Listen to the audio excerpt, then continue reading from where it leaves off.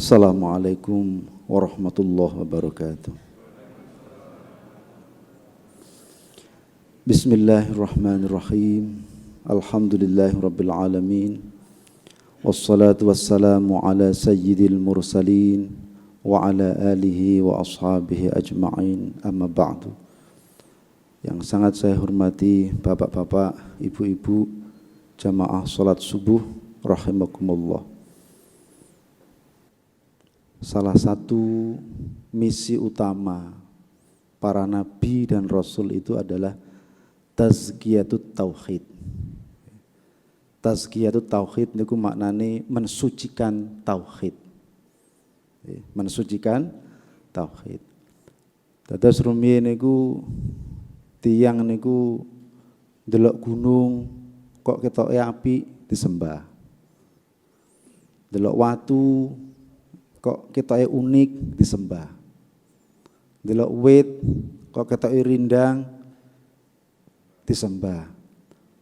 Bahkan kula maos niku ana segerombolan tikus niku lagi. Segerombolan tikus niku disembah. Lho niku tikus disembah. Sampai digerayangi ndas-ndase sak awak-awake dikekno. Kok jenengan kira terus pundi? Ana segerombolan tikus awake dikekno ngeten. Disembah. Bahkan sampai sekarang yang namanya benda niku kathah sing disembah. Dengan berbagai motivasi. Ana sing kepingin njaluk slamet, ana sing kepingin njaluk rezeki, bahkan sampai ana sing kepingin njaluk nomor. Nggih nyun sewu. Lho krana perilaku masyarakat yang seperti itu pada waktu itu, maka kemudian Allah menurunkan Nabi dan Rasul untuk tazkiyatut tauhid, mensucikan tauhid, membersihkan tauhid dari keyakinan-keyakinan yang tidak benar. Terus tenggene surah Al-Ghafir ayat 65. Mangke panjenengan saged maos. Surah Al-Ghafir, surat Al-Ghafir ayat 65. Huwal hayyu la ilaha illa huwa fad'uuhu mukhlishina lahuddin alhamdulillahirabbil alamin. Huwal hayyu la ilaha illa hu fad'uuhu mukhlishina lahuddin alhamdulillahi rabbil alamin. Apa? Allah. Coba kalau ulangi. Huwal hayyu la ilaha illahu fad'uuhu mukhlishina lahuddin alhamdulillahi rabbil alamin. Allah. Ya, Allahumma sholli ala Muhammad. Jabatan ngantuk nggih, sebab poso-poso kadang sing ngantuk. Ten gene ayat niku di awal bagian ayat itu cukup menarik. Gusti Allah niku menjelaskan huwal hayyu la ilaha illa hu. Gusti Allah menjelaskan bahwa Allah itu maha hidup. Ya, Gusti Allah itu maha hidup. Dan tiada Tuhan kecuali Allah. Tapi tenggene ayat itu Gusti Allah niku ndamen domir. Domir niku kata ganti. Kata ganti niku kata ganti orang ketiga tunggal. Itu artinya dia. Huwa itu dia. Nah, ketika kita menyebut kata dia, tiangnya niku yang tenten ngarep kita mboten. Mboten enten, ghaib. Niku namine domir ghaib. Loh, zat yang maha hidup sing maringi penguripan, terus gak ono Tuhan kecuali Allah, tapi kok gak ketok. Ngoten, nggih. Gusti Allah sing ngekaki rezeki, sing ngekaki urip, sing ngekaki panganan, sing ngekaki kesehatan, tapi kok gak ketok. Terus bagaimana manusia bisa menggambarkan Tuhannya? Bagaimana manusia bisa khusyuk wong ningali pangerane mawon mboten saged. Lho niki satu pertanyaan yang ternyata direspon oleh seluruh umat manusia di dunia ini dengan beragam jawaban. Bila niki temane niku tazkiyatut tauhid. Lek ono pangeran diarani ghaib. Tapi ono ada, Allah itu ada, tapi tidak bisa dilihat. Masuk akal mboten? Masuk akal mboten? Laras tani ku. Lho pangeran iki lho gak ono. Pangeran niku ono, tapi kok gak iso didelok. Niku masuk akal mboten? Sing jenenge barang ono niku kaya ngene, niki lah ono jenenge. Niki mestine iso didelok. Tapi ki ono tapi gak iso didelok. Jarene ono, lha ndi?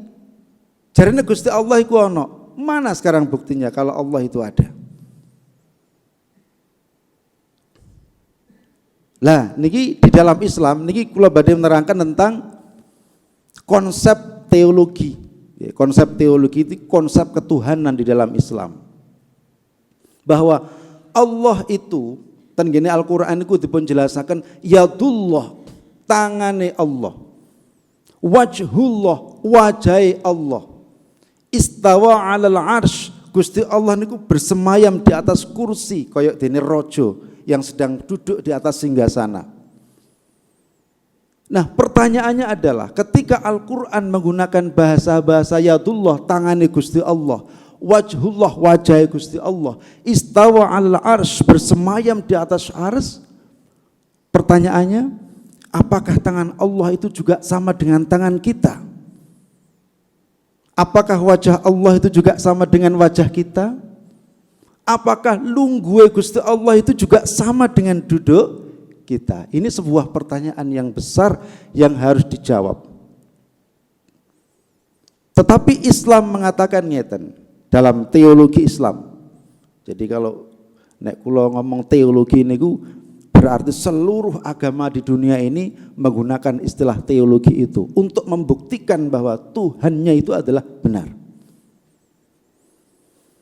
Sakniki Gusti Allah nu gak ada tangan. Apa tangane Gusti Allah padha karo manungsa? Tangane loro drijine 10. Saya mboten? Saya mboten? Sama apa tidak? Tidak sama. Wajah Allah, apakah wajah Allah itu sama dengan wajah kita? Istawa al-arsy, Allah bersemayam di atas arsy. Apakah lungguhe Gusti Allah itu sama dengan duduk kita? Tidak. Mengapa demikian? Karena makhluk Allah itu bukan hanya manusia. Makhluk Gusti Allah niku mboten namung menungso. Di situ ada jin. Di situ ada hayawan-hewan, ada iblis. Saat ini nek protes umpama enten kewan sing jenenge sapi. Sapi itu memahami duduknya Allah itu berarti tangannya Allah, yadullah berarti kaya dene tangane sapi. Duh tangane Gusti Allah berarti kaya tanganku ngene iki. Terus sakniki nek kewan sing enggak duwe tangan, tapi hanya punya 2 kaki seperti napa pitik. Berarti ayam itu memahami yadullah, tangannya Gusti Allah ya sama dengan berarti tangannya Gusti Allah kaya suwiwiku ngene iki, kanan kan, kiri. Dan niku nek pitik lah sakniki nek iwak ya napa? Iwak memahami yadullah, tangannya Gusti Allah. Apa tangannya Gusti Allah kaya dene tanganku? Aku duwe tangan. Jarene iwak. Loh ini penting, makanya manusia kita ini memahami yadullah, wajhullah, istawa ala arsy dan lain sebagainya niku mboten angsal membayangkan tangannya Allah itu kaya dene tangan awak dewi. Niki namanya tazkiyatut tauhid. Karena Allah itu mukhalafatun lil hawadits. Gusti Allah itu beda karo makhluk. Beda. Mboten padha. Makanya mboten angsal dipadakno. Lah iki huwal hayyu la ilaha illa hu. Gusti Allah iku maha hidup, tiada Tuhan kecuali Allah, tapi gaib gak iso didelok. Tidak bisa melihatnya kita akan zat Allah itu karena Allah memang tidak memberikan kemampuan kita untuk melihat. Kecuali binjing manawi sampun dipun wangsulaken dhateng alam barzah, alam akhirat, kenikmatan yang paling tinggi itu adalah kenikmatan ketika manusia itu diparingi kemampuan melihat wajahnya Allah, bukan surga, tapi wajhullah, zat Allah itulah yang paling nikmat. Nah saat ini mboten diparingi kemampuan, enggak ada kemampuan kita nih. Kita tidak punya kemampuan untuk bisa melihat wajah Allah, tetapi kita bisa memahami bahwa Allah itu ada. Saat ini contoh malih, niki enten meja, ya. Ada meja, pasti ada yang membuat. Lalu sebetulnya niki, ada meja, pasti ada yang membuat. Dan yang membuat meja ini pastilah bukan sesuatu yang seperti meja ini. Masuk akal berarti niki? Niki mangke pentingnya kalau kita ditanya oleh orang, Gusti Allah iki endi sih? Wong gak ono kok mbok sembah. Terus bentuke ya apa? Wong gak ono bentuke kok mbok sembah. Niki contohnya. Meja ini ada, pasti ada yang membuat. Dan yang membuat meja ini pastilah bukan sesuatu yang seperti meja, apalagi meja ini. Yang membuat meja ini pasti berada di luar meja ini dan pasti bukan meja ini dan pasti tidak seperti meja ini. Dan pasti jauh lebih hebat, lebih cerdas, lebih kuat, lebih kuasa daripada meja ini. Dan bahkan meja ini pun tidak tahu siapa yang buat. Lalu sembadan? Ono kursi, adanya kursi pasti ada yang membuat. Dan yang membuat kursi itu pastilah bukan kursi itu sendiri, tetapi suatu kekuatan yang jauh berbeda, jauh lebih kuat, lebih kuasa, lebih hebat daripada kursi. Lah saiki lek ana kursi tapi sing gawe kursi digawe karo kursi, masuk akal? Ana meja digawe karo meja, masuk akal? Sesuatu yang bukan Tuhan tapi dipertuhankan, masuk akal? Sesuatu yang dipertuhankan pasti bukan Tuhan yang sebenarnya. Niki rada jero titik mboten napa-napa nggih. Jadi gak ngomong ganjaran mawon nggih, sebab ganjaran itu automatically sudah jenengan sudah angsal ganjaran, pokoknya diniati ibadah. Jadi sesuatu yang dipertuhankan itu pastilah bukan Tuhan, karena Tuhan tidak butuh dipertuhankan.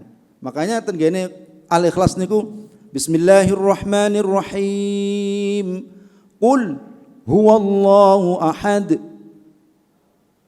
Monggo. Nah, Allahus Samad. Lam yalid wa lam yulad wa lam yakul lahu kufuwan ahad.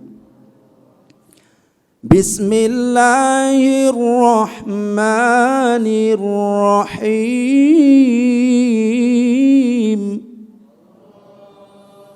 Qul huwallahu ahad. Allahus Samad. Lam yalid wa lam yulad wa lam yakul lahu kufuwan ahad. Gusti Allah niku Maha Tunggal, Maha Satu. Walam yakul lahu kufuwan ahad, tidak ada satupun makhluk di dunia ini yang setara, yang selevel, yang sama dengan Gusti Allah. Ojo madak-madak ini sesuatu makhluk kali Gusti Allah, ojo. Kufur niku namanya. Tidak sama. Sesuatu yang dipertuhankan pasti bukan Tuhan. Kayak mau wit nggih, mempertuhankan wit, pasti wit iku duduk Tuhan. Nek pangeran gak perlu dipertuhankan, senajan menungso sak donya niki mboten enten sing purun nyembah Gusti Allah, tetap Gusti Allah statusnya adalah sebagai itu Tuhan, the Lord of the universe. Tuhan, masih gak ono ngakui. Dibalik Logikanya seandainya menungso sak donya niki lho nyembah Gusti Allah ya gak GR. Gusti Allah tetap pangeran. Makanya gak boleh di dalam Islam itu membayangkan Gusti Allah iki kaya apa mboten angsal. Apa Gusti Allah iki kaya kira-kira nek Gusti Allah iki kaya menungso. Kira-kira gedene sak pira? Oh, kira-kira kaya menungso raksasa. Ya wis, gedene sak pira? Oh, luwih gede teko gunung. Terus pikirannya menungso mesti takok maneh. Terus kelambine sak pira? Celanane sak pira? Terus nek celanane sak pira jahite nduk endi? Sapa tukang jahite? Mangane sak pira? Terus sing masakno sapa? Nggih. Ini ki bahayane, Bu. Bahayane. Makane mboten angsal. Membayangkan Allah dengan makhluk niku mboten angsal. Sebab Allah iku gak padha. Laisa kamitslihi syai'un wa huwas samiul basir. Gak ono makhluk sing padha karo Gusti Allah, gak ono. Wa huwas samiul basir, dan dialah Allah zat yang maha mendengar dan zat yang maha melihat. Lho kok iki Gusti Allah dipadakno karo gunung. Ya wis luwih gedhe teko gunung. Lho kok teko luwih gedhe teko gunung. Wong Gusti Allah ku bahkan yang menciptakan bumi yang sakmene gedene. Lho ternyata bumi yang sakmene gedene itu hanya bagian terkecil dari alam semesta. Padahal makhluk Gusti Allah gak mung bumi tok. Duduk menungso tok, tapi ana malaikat, ada alam malakut, Pak. Alam malakut itu alam malaikat. Alam malaikat itu bisa melihat si fulan iki gak terkenal nang donya blas. Tanggane gak ana sing ngeblas. Bahkan gak ketok lek iki wong alim. Tetapi alam malakut goncang ketika ada seorang hamba yang benar-benar ikhlas di dalam beribadah. Jenengan poso, terus wetenge niku lesu, ngelak, diempet mawon. Tapi begitu ada tamu, dia melihat, memperlihatkan wajah yang sumringah, seolah-olah tidak lapar dan tidak dahaga. Hanya kepingin, ya Allah, hanya kepadamu saya ingin menunjukkan lapar dan dahagaku ini. Saya tidak ingin berbagi kesedihan dengan manusia. Karena ini adalah perintahmu, akan saya lakukan ini dengan sebaik-baiknya.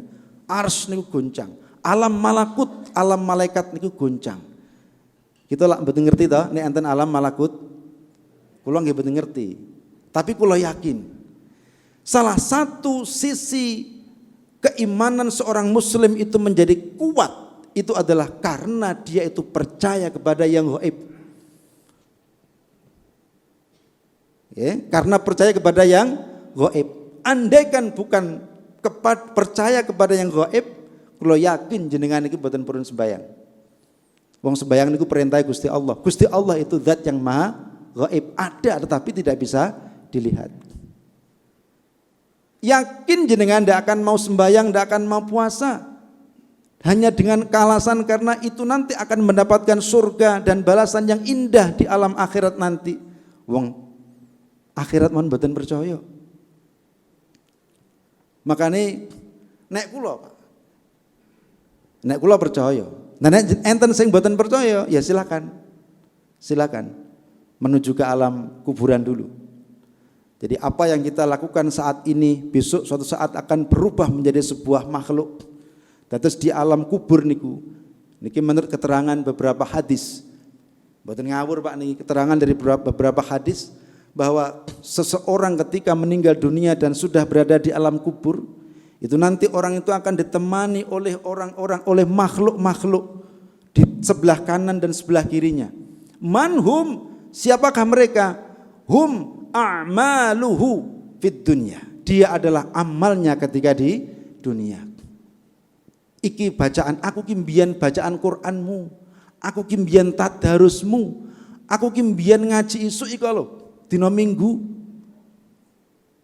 Allahumma, aku kimbian sedekahmu, oh aku kimbian zakatmu, aku kimbian taatmu nang wong tuwa. Dan mereka menjadi makhluk yang cantik-cantik, yang tampan-tampan, yang indah, yang sopan-sopan, yang santun, siap menemani kita dimanapun kita akan berjalan. Mereka selalu siap, always ready to accompany us. Selalu siap menemani kita. Siapa dia? Dia adalah amal kita sendiri. Jenengan percaya mboten niki? Lho nek mboten percaya, nggih monggo nyucur rumiyin. Nek kula sampun yakin kok. Fanada ashabun nari ashabal jannati an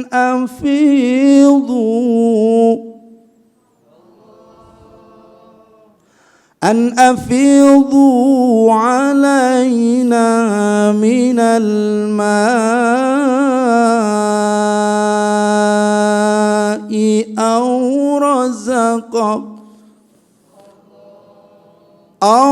razaqakumullah.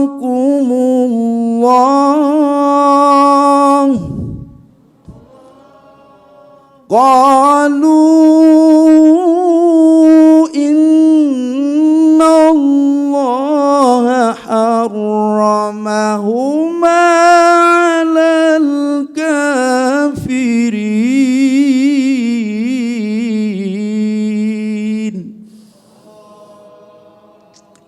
Niki dialoge penduduk surga dan penduduk neraka. Niki benjing Pak. Senaoso niki dereng kedadosan, senaoso kita itu masih hidup di dunia, kita sudah diberikan informasi ini oleh Allah. Bahwa suatu saat nanti penduduk neraka itu akan yunadu, memanggil-manggil. Fanada ashabun nar, penduduk neraka, wong sing urip ten ngene neraka niku nyeluk-nyeluk, manggil-manggil. Ashabal jannati, mereka memanggil-manggil penduduk surga. Mas, mas, bu, sing anake, Pak. Memanggil-manggil. Untuk apa? An afidu alaina minal ma. Aku njaluk ngombe titik ae. Titik ae, gak titik ae. Au mimma razaqakumullah, utawa apa-apa yang Allah berikan kepadamu. Mungkin ada minuman, mungkin ada snack yang bisa berikan kepada kami, berikanlah kami sedikit. Kami haus, kami lapar. Dijawab, qalu, para penduduk surga mengatakan, niki mboten hadis lho Pak, niki ayat Quran. Kebenarannya pasti. Qalu, mereka mengatakan, innallaha harramahuma 'alal kafirin.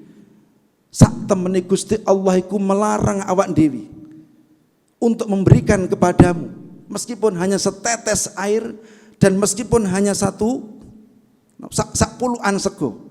Allah melarang kepada kami untuk memberikan kepadamu. Loh niki loh. Makanya ngeten niki mumpung kita itu masih hidup di dunia, masih punya kesempatan untuk beramal baik, kita gunakan sebaik-baiknya untuk beribadah. Lho niki nek wong sing percaya karo perkara sing gaib Pak, yakin akhirnya akan merubah semua akhlaknya, semua perilakunya sing awalnya elek tadi apik. Tapi nek mboten percaya, jenenge gak percaya. Ya wis bablas ngono ae. Tapi bahwa kebenaran Al-Qur'an itu bisa dibuktikan oleh siapapun. Saya pernah menjelaskan the miracles of Al-Qur'an. Keajaiban-keajaiban Al-Quran itu luar biasa. Siapapun yang menentang Al-Quran, siapapun yang mencaci maki Al-Quran, sapa wae sing ngenyek isine Quran, terus dia mau membuktikan mencari kebenarannya Al-Quran, yakin 100%, nek kurang tambah, yakin 200%, pasti dia akan menemukan kebenaran dan suatu saat kemudian dia akan beriman kepada Allah. Allahumma, lu bukti ini kata niki. Ikatan Muslim Tionghoa yang ada di Jakarta Pak, itu kebanyakan mereka adalah pada awalnya itu gedingnya setengah mati dengan Al-Quran. Iki baca nopo sih iki? Diarani syair kok gak syair, suaranya kok gembrembeng. Apa maneh tenggone toa, mbelebeki wong. Wah, akhirnya gedung-gedungnya ditinggikan kan? Mereka meninggikan gedung-gedung supaya tidak terjangkau oleh toa kita. Bunyi azan, bunyi-bunyi bacaan-bacaan Al-Quran. Supaya tidak terjangkau, tidak terganggu, maka mereka berada di lantai yang atas. Mereka meragukan itu, benci sekali, mencari ke titik lemah Al-Quran. Tetapi kemudian setelah mereka mencari dan mencari, bukan kesalahan Al-Quran, justru mereka semakin menemukan kebenaran Al-Quran. Makanya senajan tuan maca Al-Quran niku wis karo gradul baik gradul mboten napa-napa. Sing jenengan waos niku adalah kalamullah yang suci, yang benar dan memberikan informasi kepada manusia. Dan dia syafi'an, Al-Quran yang kita baca itu syafi'an, akan menjadi syafaat li ashabih, bagi orang yang membacanya yaumal qiyamati, pada hari kiamat. Makanya senajan waosan Al-Fatihah niku Quran Pak, jenengan waos, dia akan menjadi syafaat buat kita nanti. Jenengan hafal surat inna a'tainakal kautsar fashalli li rabbika wanhar inna syani'aka huwal abtar. Ayat terpendek. Itu ayat Quran. Jenengan waos, dia nanti akan menjadi syafaat. Dengan syarat iman niku wae. Bon. Jadi semua orang yang membenci Al-Qur'an kemudian mencari titik lemah Al-Qur'an, mesti tiyang niku mangke digiring kali Gusti Allah kepada kebenaran. Makanya kita itu harus percaya kepada yang gaib, dan itu bagian dari sistem atau struktur dalam keimanan kita itu. Kalau kita tidak percaya kepada yang gaib, berarti iman kita itu batal. Karena akhirat itu gaib, alam kubur itu gaib, siksa neraka itu gaib. Artinya gaib itu tidak bisa dilihat oleh panca indera kita saat ini. Nah, kapan dia akan bisa dilihat? Dia akan dilihat besok kalau kita sudah dikembalikan ke akhirat. Kula tanglet. Bu, Pak, Bu, rumiyin nggih, jenengan rumiyin. Jenengan tilem antara tidur kalih, antara turu kalih sadar niku ngertos batase mboten? Mboten to? Jenengan lak ngantuk turu bubukan sik to leye-leye terus mari ngono maklep turu ta nggih, terus ngimpi. Jenengan ngertos napa mboten batasnya antara sadar dengan tidak sadar? Tidak tahu. Pak, jenengan waktu dimunculkan di dunia ini ngertos mboten? Tidak. Kita enggak tahu, kita enggak sadar. Loh, bahkan kita itu enggak ngerti, Pak. Kapan Allah menghidupkan kita itu kita enggak tahu. Contoh yang paling gampang, kita dikasih tidur dan bangun setiap hari. Kita tidur itu loh, detik-detik kita maklep, itu kita enggak tahu. Hanya Allah yang tahu. Termasuk juga nanti suatu saat ketika kita harus mengakhiri hidup kita, mengakhiri hidup manusia, juga mereka tidak akan tahu. Maklep loh, tangi tiba-tiba sudah, iki aku iki nduk endi iki aku. Lho ngono kuwi sing wong sing apik amale gak bingung. Wis kok dene tangi lho. Aku kok malah nduk kaya nduk hotel ini iki. Kok kaya malah nduk hotel iki. Kok tambah apik. Pangkling kabeh. Tapi begitu amalnya itu amal yang tidak baik. Ya, wong sing durhaka, gak tahu nglakoni perintah Gusti Allah, durhaka nang wong tuwa, durhaka nang anak-anake. Ya apa ana wong durhaka nang anake? Kata Pak. Jadi bukan hanya orang tua yang durhaka, bukan hanya anak yang durhaka, tapi orang tua juga ada yang durhaka, banyak itu. Ya. Mereka nanti begitu sadar bangun maklep, loh, kok tambah ngene? Kok tambah elek ini? Iki apa iku panas kabeh. Mereka akan merasakan seperti itu. Kula nggih dereng ngertos, tapi kula yakin karena itu informasi yang diberikan di dalam Al-Qur'an. Niku wal hayyu la ilaha illahu fad'uuhu mukhlishina lahuddin. Bon, fad'uuhu. Fad'uuhu makna yang pertama, fad'uuhu, mintalah engkau kepada Allah. Kalau Allah itu zat yang maha menghidupkan dan maha hidup, maka njaluk awakmu nang Gusti Allah. Lah niki bedane manungsa niku nek dijaluki, saya kathah, saya sering njaluk niku saya bosen. Engko nek diterusno maneh wis gak kepengin kepethuk maneh. Bosen aku karo wajam. Bosen aku karo raimu. Mosok njaluk terus. Bosen. Tetapi Allah yang diminta tidak, semakin banyak kita meminta bukan semakin bosan, tetapi Allah semakin semakin cinta, semakin kasih sayang, semakin cedak, semakin cedak. Makanya Gusti Kanjeng Nabi Muhammad sallallahu alaihi wasallam, Allahumma shalli ala Muhammad, niku selalu mengajarkan kepada kita mulai tangi turu sampai turu maneh niku mesti nisini donga. Nggih mboten? Badhe turu donga napa mboten? Paling mboten bismillahirrahmanirrahim. Paling mboten, Pak. Wis iku wae gak usah dodo pancene gak apal. Tangi turu ya alhamdulillah. Kate mangan ngomong mari mangan. Nggih. Sedaya niki isine donga tok, Pak. Sedaya isine. Nah jenengan pirsani, sembayangan niku isine donga, mulai Allahu Akbar, terutama ketika sedang duduk. Rabbighfirli warhamni wajburni warfa'ni warzuqni wahdini iki juwaluk tok. Jadi semakin banyak kita meminta kepada Allah, bukan semakin jauh kita dengan Allah, tapi semakin dekat. Makanya para wali, para nabi, para kiai, para orang-orang terdahulu iki njalukan nang Gusti Allah. Adapun nanti perantaranya Allah akan memberi lewat siapa itu terserah Allah. Kadang lewat menungso, kadang lewat kewan, kadang lewat angin, kadang lewat air, kadang lewat cuaca. Lewat terserah Gusti Allah nek karep lewat apa. Itu Allah akan memberikan rezeki kepada hambanya. Nah, sementing kita itu meminta, dan meminta itu adalah bagian dari ibadah. Makanya nek jenengan wirid yo gak telaten, maca Quran yo gak betah, sembayang yo sikile niki napa? Wis njaluk mawon. Gusti kula njaluk niki, Gusti kula njaluk niki.